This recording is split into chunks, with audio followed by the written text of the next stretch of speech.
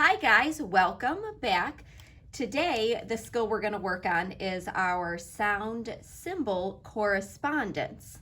So last week we used the yellow mat. This week we're going to use the green mat and we're going to use the red letters.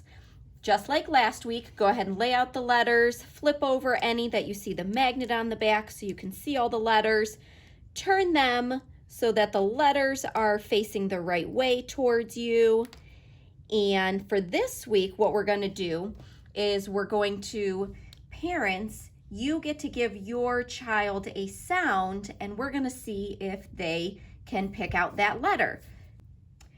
For example, you could give them the sound. Your child would then look at their letters and try to think what makes the sound.